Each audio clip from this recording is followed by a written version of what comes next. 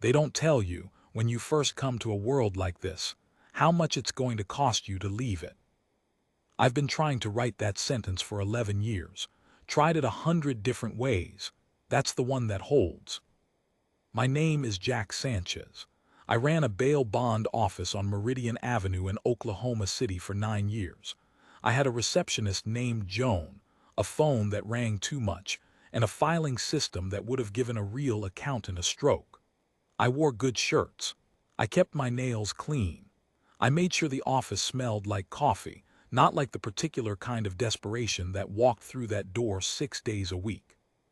What I did not tell Joan, or anyone else in that building, or anyone in the city or the state or the country, was what I actually was. I'm telling you now because there's no one left to protect by staying quiet. Because the people who needed protecting either made it out or they didn't, and the ones who didn't, I carry them the same way I carry everything else. Quietly, without putting it down. Here is what happened, here is what I did, here is what it cost. You decide if the math was right. I came to Earth on a standard insertion, which is a bureaucratic way of saying they dropped me into a hospital nursery in Tulsa in 1981, and let a nurse named Dolers assume I was the missing infant from room 4. The Kounov are patient. They don't rush the groundwork. They seeded 42 agents across North America in that cycle alone, each one placed in a different socioeconomic bracket, a different profession corridor, a different ethnic background. The plan was long consolidation. Decades of embedded observation, data collection on human governance, resource distribution, infrastructure dependencies, and this was the part I was supposed to contribute to the bond and bail system that threaded through every county courthouse on the continent. Because here is what the Kounov understood about humans that most species miss. The real infrastructure isn't the power grid. It's not the water supply or the communication networks or even the financial system, though all of those matter. The real infrastructure is the web of legal obligation that keeps 8 billion people from tearing each other apart every morning.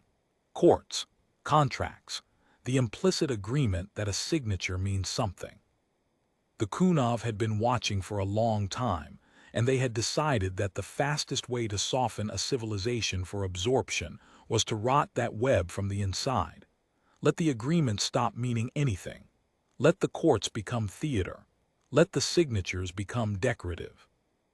Bail bondsmen were a useful node in that web. We were the hinge point between criminal justice and private finance.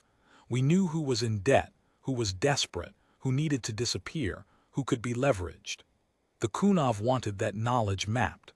They wanted me to build relationships, identify pressure points, and transmit profiles back through the relay at regular intervals. For 7 years, I did exactly that. I was good at it. Not the transmission part, that was mechanical, just a matter of timing and signal protocol. I was good at the human part, at sitting across a folding table from a woman whose son had been arrested for the 3rd time and listening to her without performing it. At understanding, not just calculating, why a man would put his house up as collateral for a nephew he knew was going to run.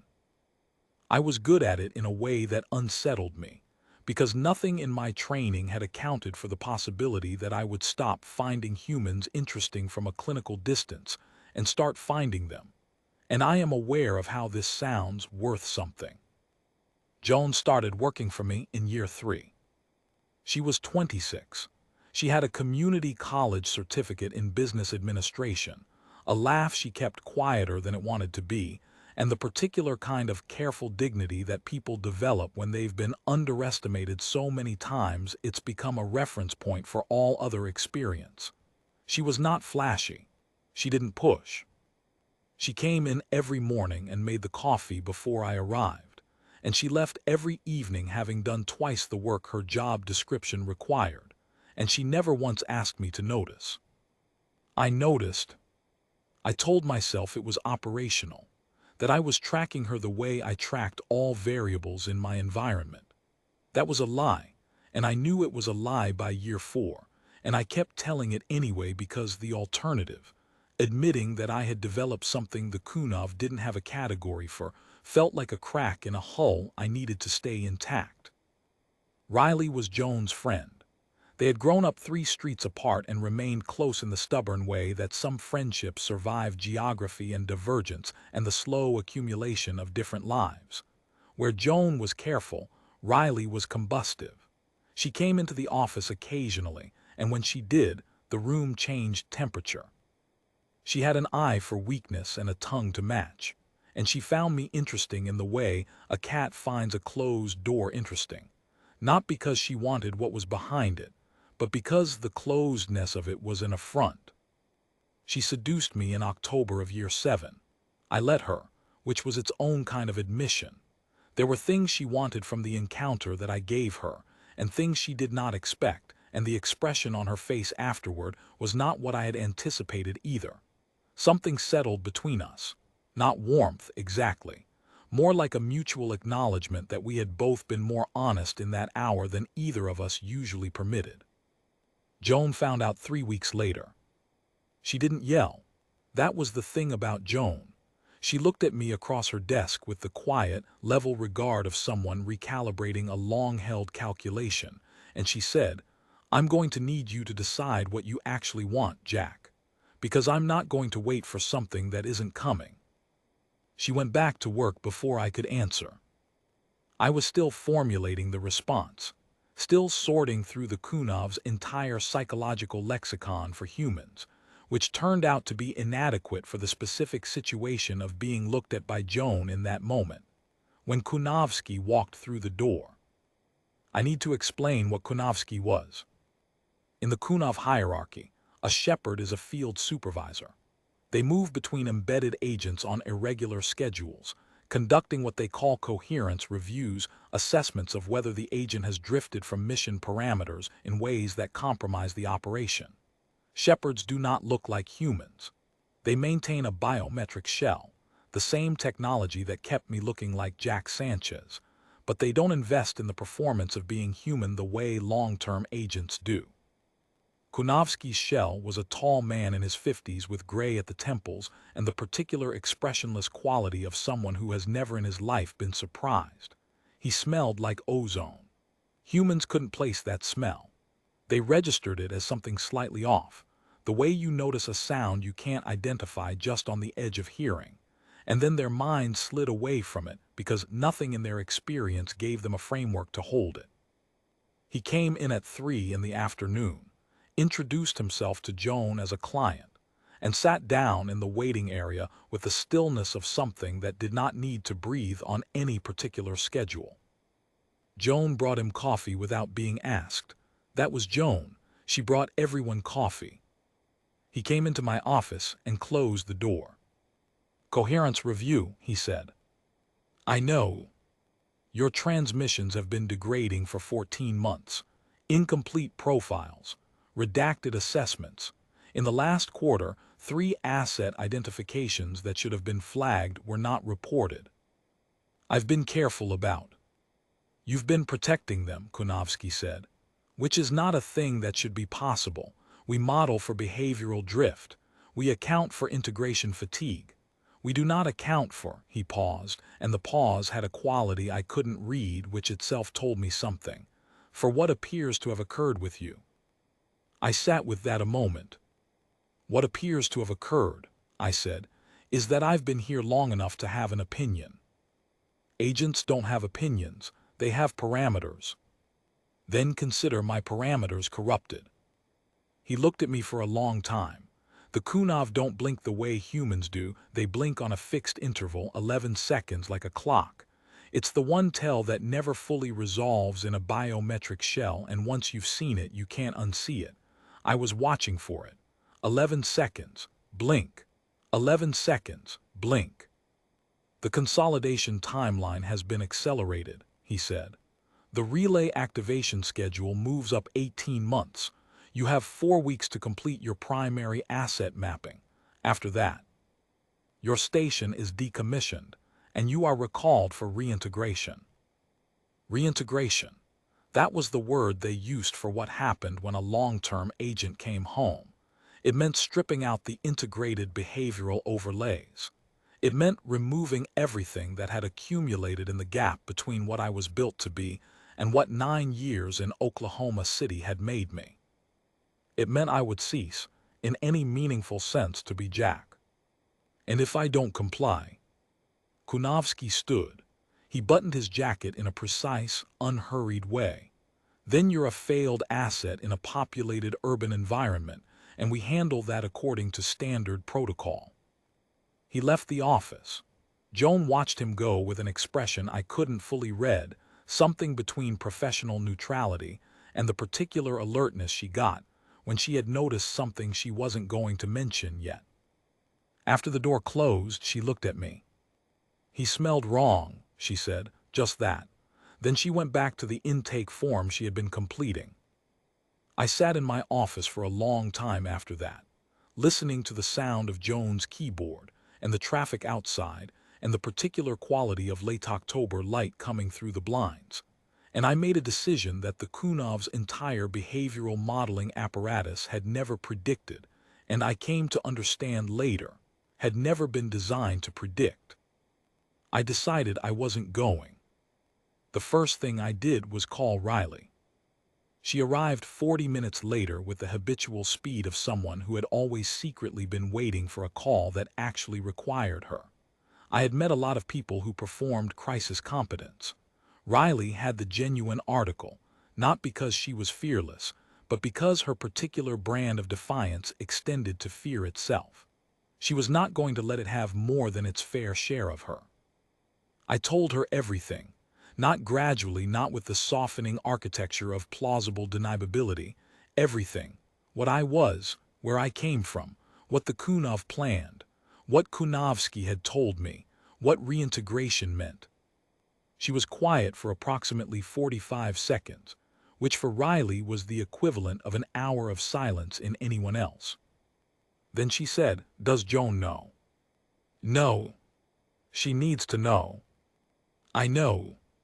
Not because she deserves it, though she does. Because you're going to need her, and she's not someone you can need without being honest with." That was the thing about Riley that I had not fully mapped until that moment. She was not particularly kind. She did not traffic in comfort. But she had a clarity about what was real and what was performance that made her, in a crisis, more valuable than almost anyone I had ever observed. She saw the shape of things. "There are 41 other agents on this continent," I said. "I know general placement protocols but not specific identities. I know the relay architecture but only the nodes within my operational radius. If I break, the Kounov will move to cover their exposure. They'll accelerate. They'll start burning assets they consider compromised." "Meaning people you've been protecting?" "Yes." "How long do we have?" "If Kounovsky reports the conversation accurately, less than a week before they send a containment team. If he interprets my response as operational hesitation rather than refusal, maybe 2. Riley looked at me with the expression I had come to recognize as her calibrating look, the one she wore when she was deciding how much of a thing she was going to take seriously. "Okay," she said, "go tell Joan." Joan took it differently than Riley. Not worse, differently. Where Riley's response was immediate and kinetic, Joan went very still. She listened to the whole account without interrupting, which was characteristic of her. Then she was quiet for a long time. "The people in the files," she said finally. "The ones you didn't report, Marvin Hollister, the Reese family, Deshaun Tucker." "Yes." "You were protecting them." I am." She looked at her hands, then at me. "Why?" she said. "I want to understand the actual reason." It was, I realized, the most important question anyone had asked me in 9 years, and possibly in my entire existence. I thought about giving her the operational answer, that their profiles had presented tactical value as future assets, that protecting them was a hedge against mission uncertainty. I had run that framing in my own processing for months, telling myself it was the reason. "Because Marvin Hollister coaches youth basketball on Tuesday nights," I said. Because the Reese family sends their grandmother flowers every week without fail. Because Deshaun Tucker reads to his daughter over the phone when he's working the night shift, and she puts the phone on her pillow and goes to sleep listening to him. Joan was quiet. Because they're worth something, I said. Not strategically, just as they are. She looked at me for a long time. I could not tell you what she was reading in my face, or whether the face I was wearing was capable of showing her what I actually meant. I had lived in this body for 29 years. I did not fully know what it could and couldn't carry. All right, she said. That was it. All right. She got up, went to the filing cabinet, and started pulling the folders of every client I had shielded. Not because I asked her to, because she had already understood what we needed to do next and had decided, in that quiet way she had of deciding things, to do it. The next 6 days were the longest of my life, which is a statement that requires context. I am not human, and I have lived longer than I appear to have lived, and I have experienced things that don't map neatly onto the human register of difficulty. But those 6 days were long in the way that matters weighted with consequence, each hour heavy with the knowledge of what was coming and what could still go wrong. We worked from the office. There was nowhere else with the infrastructure, and moving would have flagged us. Joan ran the client contact side. She was meticulous about it, calling each person on a pretext that would seem routine, confirming addresses, flagging anyone who had moved or dropped contact. I ran the relay analysis, working backward through my own transmission logs to map which nodes of the Kounov network I could access and potentially compromise. Riley did what Riley did. She made connections. She had a network of people I had never fully appreciated, not powerful people, not connected in the institutional sense, but real in the way that mattered. A woman who ran a diner on 23rd who had 3 brothers in different law enforcement agencies. A retired Army Signals sergeant named Pemberton who did odd jobs and had more clearances than anyone knew, and the deeply practical outlook of a man who had seen enough government work to be skeptical of it at any level. A city councilman named Ortega, who had been asking questions about federal infrastructure anomalies for 2 years, and had been quietly laughed out of every room he'd raised them in. She told them enough, not everything, enough to make them understand that the thing she was asking them to believe was real, and the thing she was asking them to do was necessary. Pemberton was the one who surprised me. He listened to the relay architecture description with the focused attention of someone taking a technical briefing, asked 3 specific questions about signal propagation and timing intervals that told me immediately he had encountered something like this before and had not had a framework for it until now. And then he said, "There's a tower on the northeast edge of Tinker that's been putting out a frequency no one can account for. I've been looking at it for a year." It was one of ours, a secondary relay node, placed near the Air Force Base specifically because the base's existing signal environment would mask it. "Can you access the maintenance records?" I asked. "Son," Pemberton said, with the patient affection of a man who has survived more bureaucracies than I had existed, "I built half of those access systems. What do you need?" On the 5th day, Kounovsky came back. He did not come alone. There were 3 of them with him, and they were not in the kind of biometric shells the long-term agents used. These were quick covers, enough to pass a glance, not enough to survive scrutiny. 2 men and a woman, all with the same 11-second blink interval, all with that faint ozone quality that hung around them like a weather signature.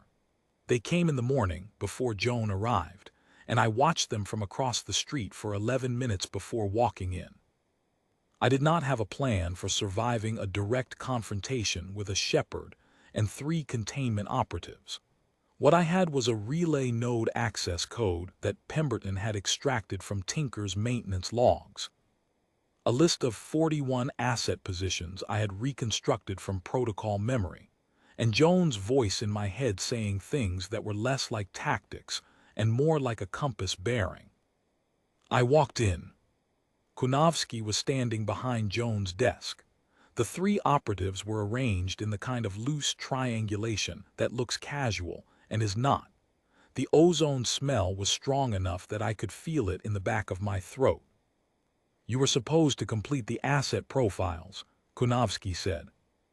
"I completed them," I said. "I just didn't send them to you." The room was quiet for a moment. "You understand what you've triggered," he said. "I understand exactly what I've triggered. I triggered it on purpose." What I had triggered was a dead switch protocol that, 40 minutes earlier, I had embedded in the secondary relay a tinker through the access Pemberton had provided. It was a signal loop, simple in concept, difficult in execution, that would, if the Kounov attempted to broadcast through any node in this sector, feed their own consolidation signal back through the relay network at a frequency that would scramble the hive coherence signature. Not permanently. The Kounov were good engineers. But for long enough.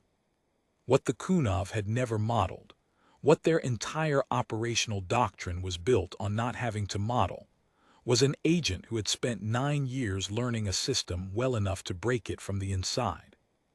Kounov looked at me with something I had never seen on a Kounov face. It was not fear, exactly. It was the expression of a calculation that has just returned an impossible result. "You would compromise the entire sector integration," he said. "I would compromise you specifically," I said. "The sector I'm trying to keep intact. But you, your timeline, your consolidation schedule, your asset network, yes, that I'll burn to the ground." "You'll burn yourself." "I'm already burned," I said. "That happened a long time ago, I just didn't tell you." One of the containment operatives moved. I had been watching for it. What happened next was not clean or dramatic. I want to be honest about that. I had a physical advantage over the quick covers because I had spent 9 years in this body in a way they had not, and I had the particular practical knowledge of the office's layout that only comes from using a space daily for years, where the furniture caught the light, where the floor was slightly uneven behind the filing cabinet, where the single window behind Joan's desk let in morning glare that would hit a certain height at a certain angle in October. I used all of it. I put one operative into the corner of the filing cabinet hard enough to take the fight out of them.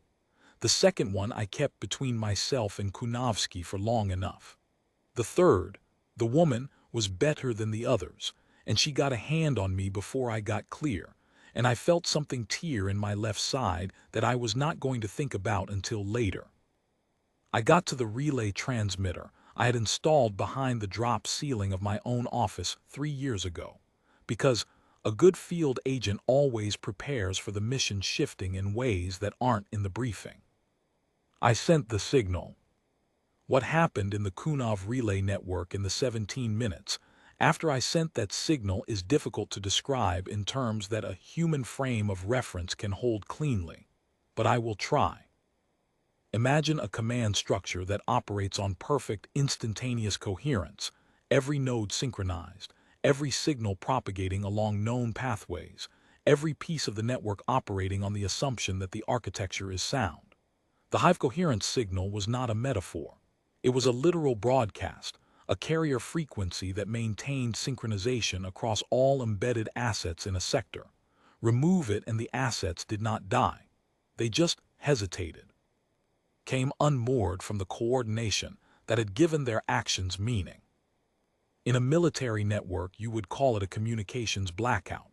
In a Kounov consolidation operation, it was something more fundamental. It was silence in a system that had never known silence. And into that silence, 41 embedded agents in 12 states suddenly had to figure out, for the first time, what they actually wanted to do next. Some of them chose wrong. I won't pretend otherwise. The Kounov are not humans, and the long-term integration process had not worked on all of them the way it had worked on me.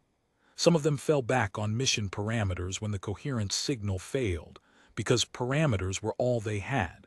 3 people died in the days that followed because of that, and those deaths are in the ledger I keep, even if they were not deaths I caused directly. But most of them hesitated. And human hesitation when it comes to crisis response, moves faster than Kounov contingency resequencing. Pemberton had already called his people. The councilman Ortega had already shared the infrastructure anomaly documentation, now suddenly very explainable, with 2 federal investigators who had, it turned out, been looking for exactly this kind of documentation for 8 months and had been unable to find a framework for it. Jones' contact list had already been warned. The Hollister family was already 2 states away. The Reeses were already with Jones' grandmother in Claremore. Deshaun Tucker had already picked up his daughter from school and driven south, following the route I had mapped the night before, which avoided every location I had ever transmitted in a profile. Kounovsky was still in the office. He had not run. That told me something about him that the coherence loss had revealed, that under the field supervisor, under the shepherd's training and operational authority, there was something that had been watching this operation long enough to have developed its own complex reaction to what I had done. He sat in Jones' chair with the particular stillness of a Kounov, who was no longer processing incoming signals, and looked at me across the room like a man recalculating everything. "You knew the dead switch would only buy you hours," he said. "Yes. You knew federal response would be complicated by the disclosure problem. No human authority structure can cleanly process what they're about to be handed." "Yes. So you bought time for specific people, not for a tactical advantage." "Yes." He was quiet for a moment. "That is an irrational set of priorities," he said. "I know. It will not end the consolidation program. It will not prevent the next cycle. It will set back this sector by years, not decades." "I know that too." "Then I'm trying to understand," Kounovsky said, with the slow cadence of a mind working through a logical structure it was not built for, "what you thought you were doing." I looked at him for a moment. The tear in my left side was telling me things I was not going to address until this conversation was finished. The morning light was coming through Jones' window at the angle I had predicted, hitting the edges of everything in the room and making it look, for a moment, the way things look in a memory rather than in the present, already slightly fixed, already weighted with the knowledge of what it was going to mean. "I was buying time for people I care about," I said. "That's all. That's the whole answer." Kounovsky looked at me for a long time. "And if the Kounov come back," he said, "and they will come back, what then?" "Then someone else will make the same calculation I made, or they won't, but they'll make it themselves because that's what humans do. They decide. Not as a program, not as a coherence directive. They look at the thing in front of them and they make a choice, and sometimes the choice is terrible and sometimes it's the best thing anyone has ever done and they do it knowing they can't take it back." I paused. "That's the thing your models never accounted for, not the improvisation, not the stubbornness. The fact that they choose, and the choice costs them, and they make it anyway." Kounovsky was quiet. I did not know, and do not know now, what happened inside whatever the Kounov equivalent of a mind is in those next few seconds. What I know is that he stood up, buttoned his jacket in that precise, unhurried way he had, and walked to the door. He stopped with his hand on the frame. "The 3 operatives will need medical attention," he said. "Human medical, given current circumstances." Then he left. I never saw him again. The federal response was, as Kounovsky had predicted, complicated. There is a particular bureaucratic vertigo that sets in when institutional structures are handed evidence of something so far outside their operational framework that the evidence itself becomes a kind of paralytic. I had anticipated this. Pemberton had anticipated it with more specificity. Having encountered 3 prior instances of federal paralysis in the face of anomalous intelligence, and his guidance was invaluable in the weeks that followed. What happened in practice was less a coordinated government response and more a distributed human adaptation, the thing humans do when the formal structures aren't up to what the situation requires. Pemberton coordinated. Ortega navigated. Two federal investigators whose names I was never given worked through the disclosure problem with an ingenuity that I genuinely admired. Joan managed the human side of things, the people who had been protected, the relocation coordination, the slow and careful work of making sure no one who had been targeted ended up exposed, while the official machinery found its footing. Riley, characteristically, did not coordinate or manage or navigate. She pushed. Every door that was taking too long to open, she pushed. She had a talent for identifying exactly which human in a bureaucratic chain was the actual decision-maker rather than the nominal one, and directing her energy there with a precision that was almost Kounov in its efficiency, which I told her once, and which she found deeply amusing. I spent most of those weeks in a safe house outside Edmond that Pemberton had arranged, working through the relay architecture documentation, providing the federal people what they needed to locate and disable the remaining nodes. My left side healed slowly, in the human way which I had become accustomed to. Pain and time, and the gradual return of function. I had always found the human healing process interesting from a clinical distance. Living inside it was a different experience. Joan came by 3 times. We talked. Not about the operational specifics, she had those handled. We talked about other things, what I remembered from before the insertion, what the first winter in Oklahoma had felt like, the particular quality of the light in this part of the country, which I had always found worth remarking on, though I had never remarked on it until there was space to. She asked me once what I was going to do now. I told her I didn't know. That the question of what an embedded agent does when the mission has ended and reintegration is no longer an option was not something the Kounov had prepared me for. That I was, for the first time in my existence, operating without parameters. She considered this. That's just called being alive, she said. Welcome to it. The Kounov did not come back immediately. Kounovsky had been right about the years. The disruption I had caused in this sector was significant enough to require a full operational reset, which takes longer than a field supervisor likes to admit and longer still, when the disruption includes relay node documentation, now in the hands of human signals intelligence that was, by the time I provided it, no longer inclined to be laughed out of rooms. What I had bought was not a victory. I want to be honest about that. I bought time. Years of it, maybe. The investigators Pemberton worked with estimated significant delay in the consolidation timeline for this sector, though they were careful to say that estimate was preliminary and the Kounov operational capacity was not well understood. Not a victory, time. But here is what I've come to understand about time, after 9 years living inside human time rather than observing it from operational distance. For people, time is not the interval between events. Time is where life actually happens. Marvin Hollister's basketball team won their district tournament the following spring. The Reese family's grandmother died in October, and they were with her when she went. Deshaun Tucker's daughter turned 7 in December, and he read her to sleep over the phone the way he always had, and she put the phone on her pillow. And the particular ordinary miracle of that happened the way it always had, undisturbed. I know this because Joan told me.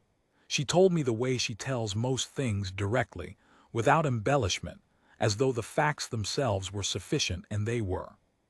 She was right, they were. I run the bond office still.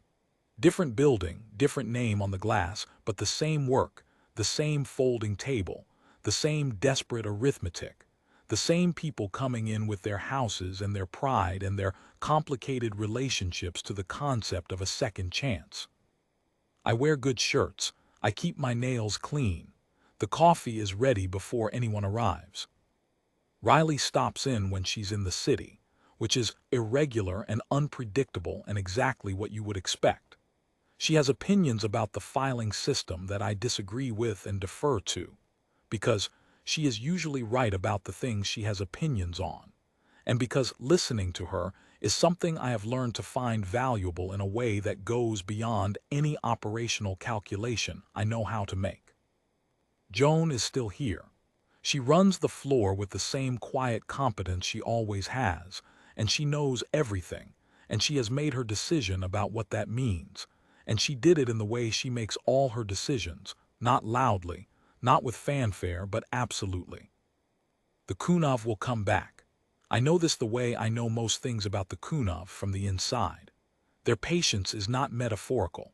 They will recalibrate, and they will return, and when they do, they will be more careful about the integration process, more careful about what they let their embedded agents accumulate, more careful, in particular, about what happens when an agent lives long enough in a human city to develop something the behavioral models don't account for. What I hope is that they have not modeled it correctly even now.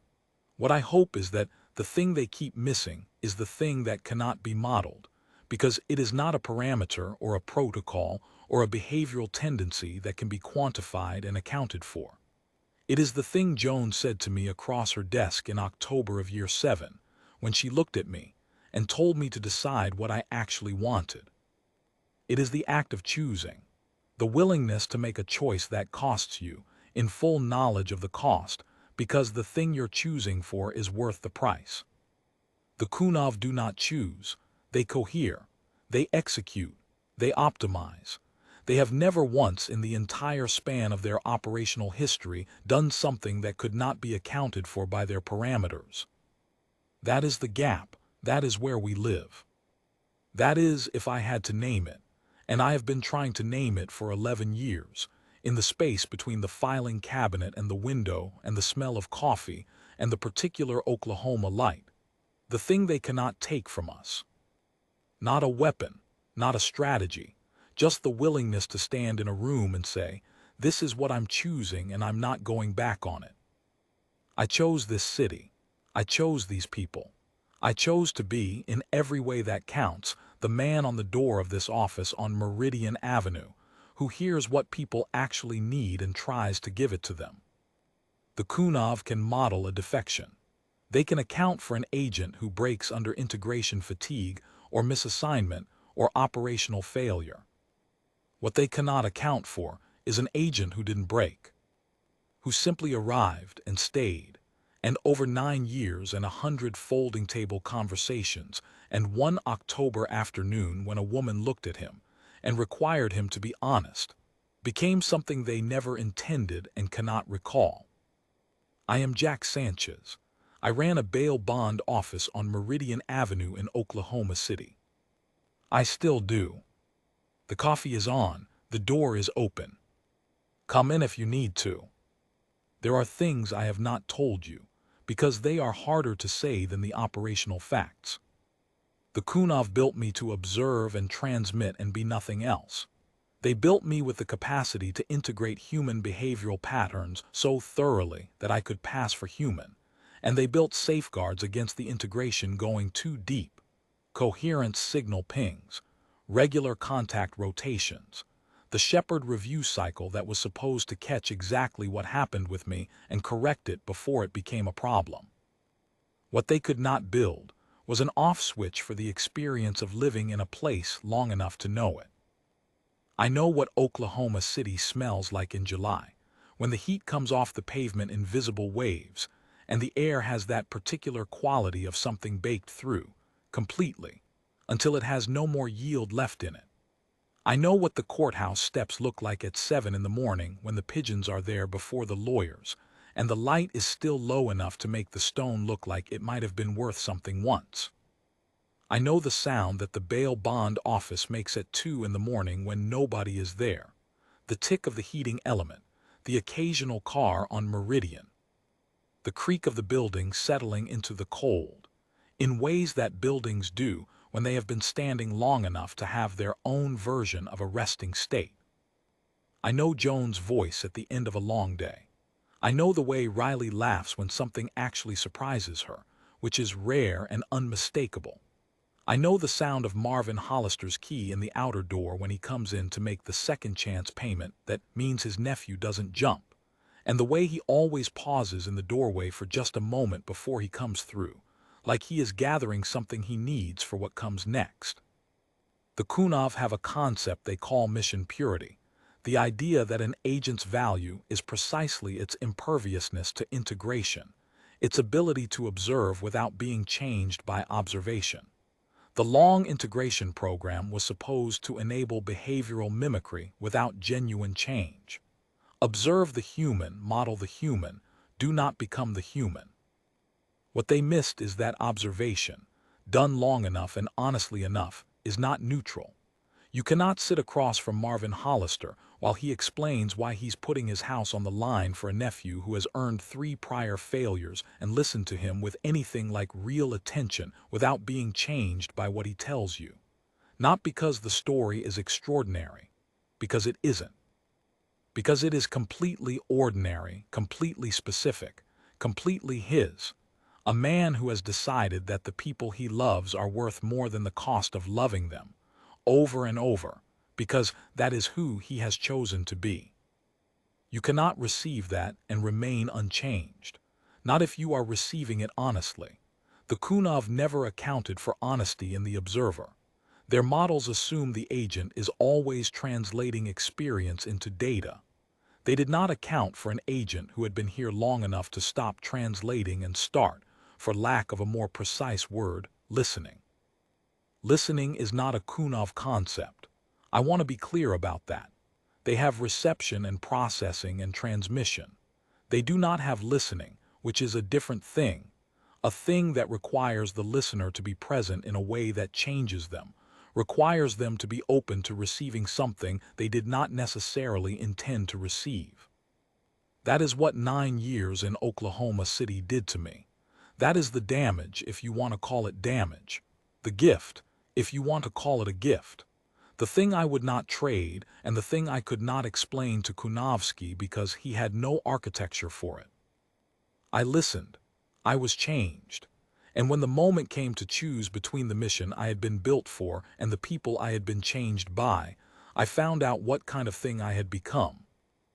The Kounov would call it a failure of mission parameters. They would log it as agent loss due to integration contamination and update their modeling protocols and try to do better next time. And they would miss, again, the thing they keep missing, that what contaminated me was not a flaw in the process. It was the process working exactly as it should, if you understand what listening actually does. I am not a Kounov agent who defected. I am not a sleeper who woke up. I am not a traitor to a cause I once believed in because I never believed in it. I was built for it, which is a different thing, and the difference matters. What I am is a man who spent 9 years in a place and paid attention, and found out, somewhere in the accumulation of folding table conversations and October light, and the sound of a woman's keyboard in the late afternoon, that the place was worth paying attention to. That is the human thing. Not the bravery, not the cleverness with relay nodes or the tactical use of a filing cabinet corner. The willingness to be in a place, to actually be in it, changed by it, accountable to it, and to carry that forward when the accounting comes due. The Kounov are still out there. They are patient. They are methodical. They have been watching this world for longer than any individual human will live, and they will keep watching, and they will keep trying, and they will get better at all of it. What I know is this. Every time they send another agent into another city in another body with another cover, they run the same risk they ran with me. Because the cover requires genuine integration. The integration requires genuine exposure. And genuine exposure to these people, to the ordinary, complicated, costly, specific, irreducible particularity of human lives, is not a controlled process. It never was. Kounovsky knew that, I think. At the end, sitting in Joan's chair with the coherence signal dead and the morning light coming through the window, he knew it. That was what was on his face when he looked at me. Not surprise, exactly. Something more like recognition. The acknowledgement of a variable he had always known was in the model but had believed until that moment that he could contain. He couldn't contain it. They can't contain it. Because the variable isn't a behavioral anomaly or an integration error or a failure of mission discipline. The variable is what happens when you live among people who choose things. It gets into you. If you're honest about what you're seeing, if you actually look and actually listen, it gets into you. And then you choose to, and then you are, for whatever you're worth, one of them. I am one of them. That is the whole story. That is all of it.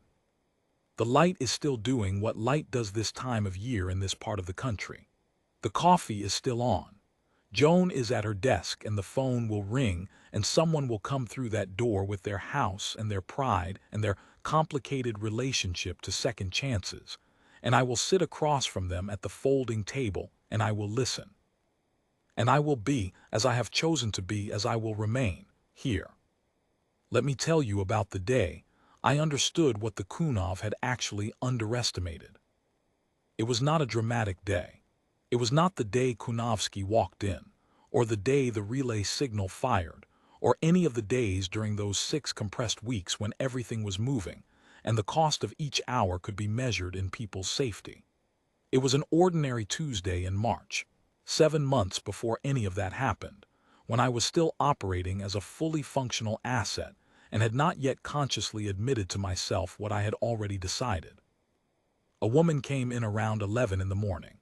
Her name was Glenda Reese. She was part of the family I later shielded in the profiles, though at that point she had only come in once before to handle paperwork for her son. She sat down across the folding table and she put her hands flat on the surface the way people do when they are trying to hold themselves steady, and she told me that her son had missed his court date. I knew what the protocol response was. A missed court date means the bond is forfeit. I was within my rights to initiate the recovery process immediately. The Kounov behavioral profile for a bail bondsman in this situation was clear. Protect the financial position, pursue the asset. Glenda Reese had her hands flat on the table and she was not crying, which I understood was costing her something. She said, "He didn't run. He got scared and he made a bad decision and now he's more scared. He's not gone. He's at his cousin's in Midwest City and he doesn't know what to do. I need to know if there's a way to fix this before it gets worse." There was a way to fix it. It involved a voluntary surrender and a conversation with the court, and a very specific kind of paperwork that most bondsmen didn't bother with because it was time-consuming, and the outcome was not guaranteed. I knew how to do it because I had spent 9 years learning the system in detail that went well beyond what my mission required.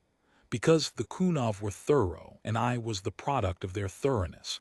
And somewhere in that thoroughness, I had learned enough to help a woman whose son had gotten scared. I told her how to do it. I spent 40 minutes on it. I drew her a diagram of the process. I gave her the name of a court clerk who was efficient and not unkind, and who could be reached directly if the standard intake process stalled. Glenda Reese looked at the diagram and then she looked at me and she said, "Thank you, I mean it." 2 words. Weighted the way words get weighted when the person saying them is not performing gratitude but actually feeling it. The kind of thank you that has the whole weight of what it cost her to walk through that door and ask behind it. I sat with that for a long time after she left.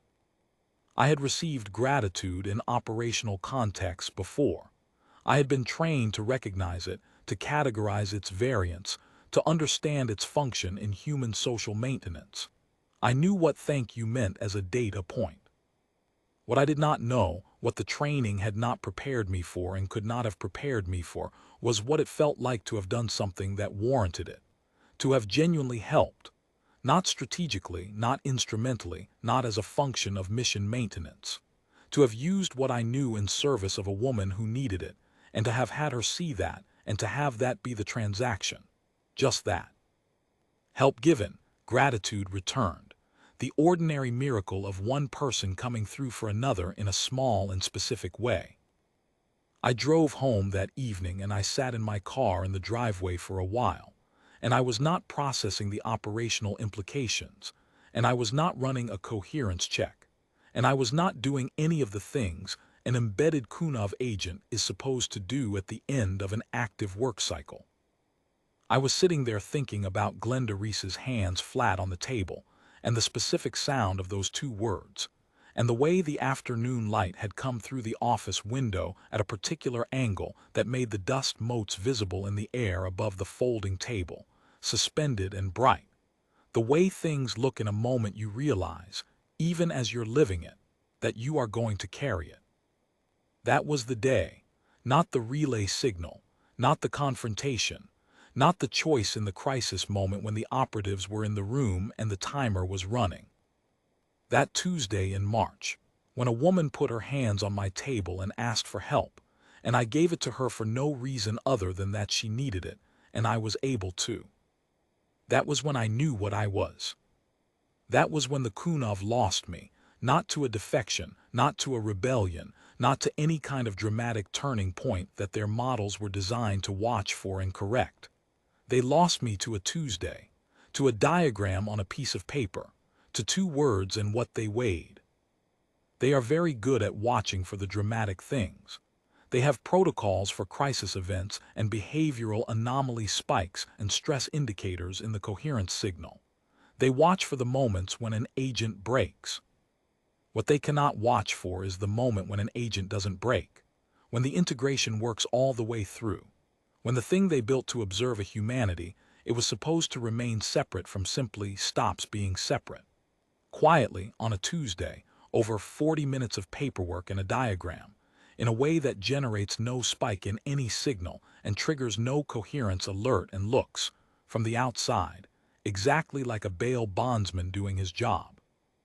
That is the gap in their intelligence. That is what all the accumulated tactical cleverness of the relay node and the dead switch protocol was downstream of. A woman's hands on a table, the weight of 2 words. They cannot model that. They cannot watch for it.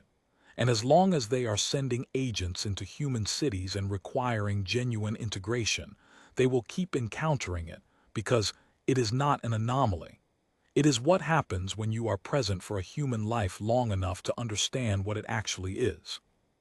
Worth something. Not strategically, not instrumentally, just as it is. I knew it on a Tuesday in March, 7 months before I did anything about it, and I have known it every day since, and I will know it when they come back, and that knowledge is the only weapon I have ever needed. Because a weapon you can model, you can counter. A weapon you can see coming, you can stop.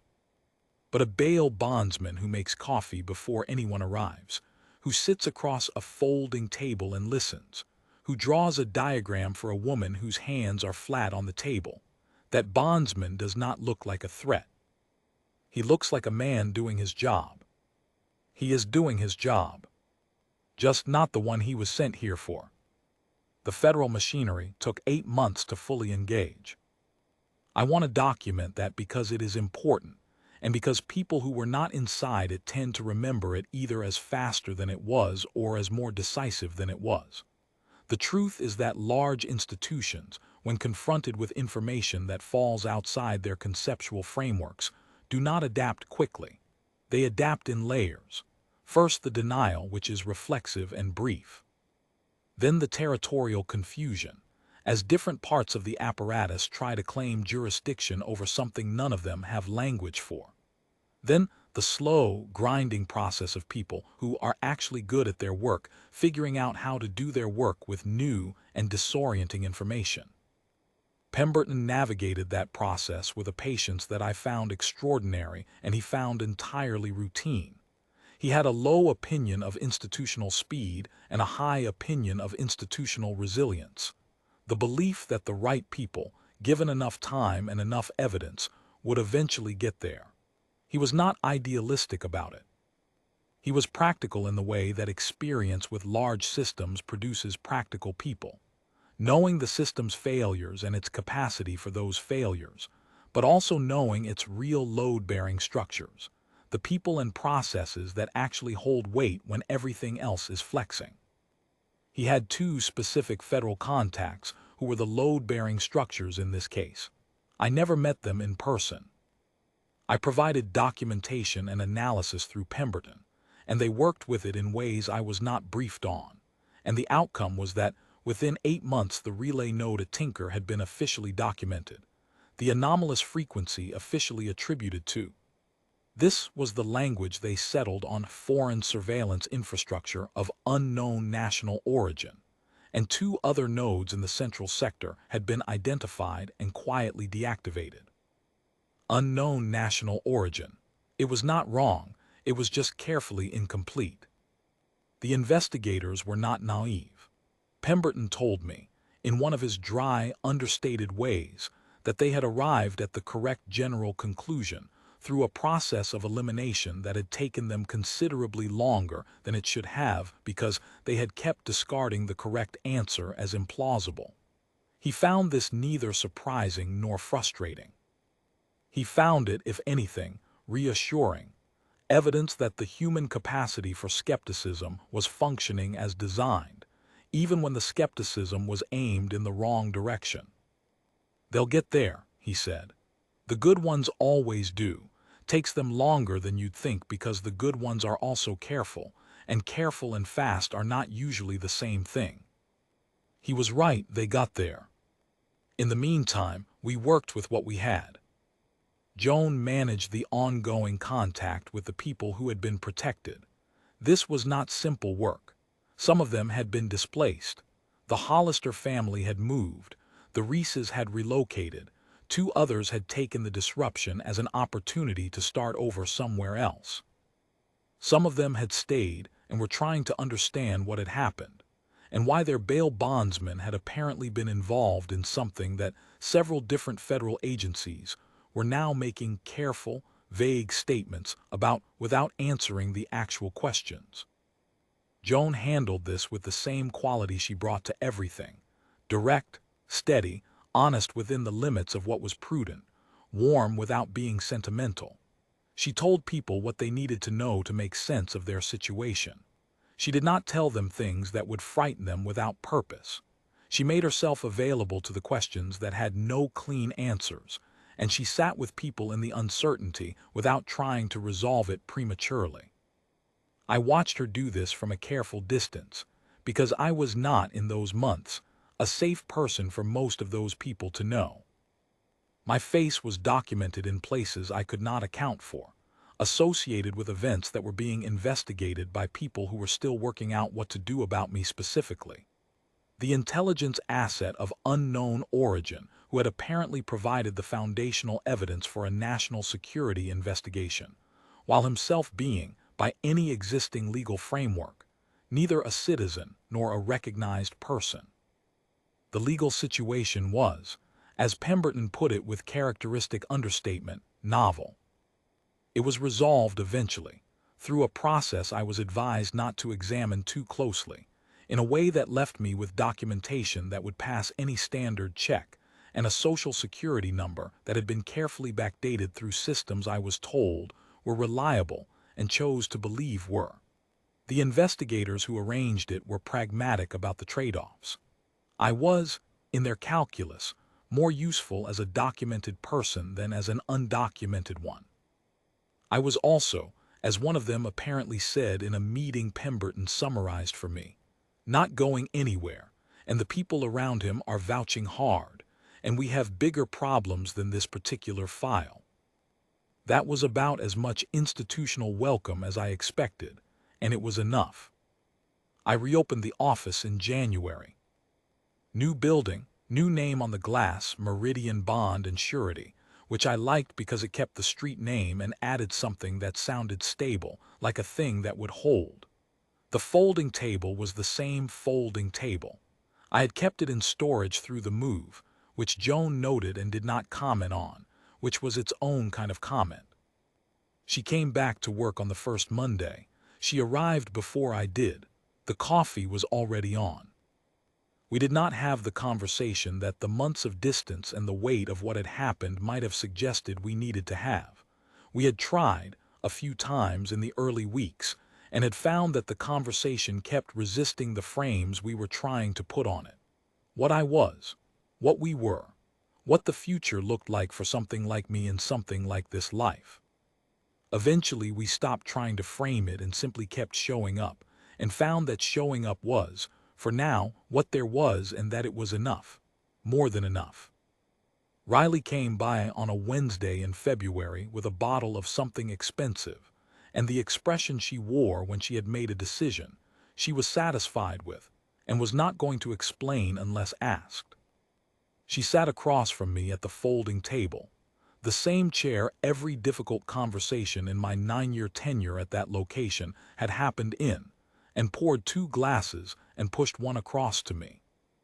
"You know what the thing is," she said, "about people who are hiding what they really are. Tell me. They always think the hiding is the whole story. The secret is what matters, the secret is what they are, everything else is just the cover." She picked up her glass. "But that's not right.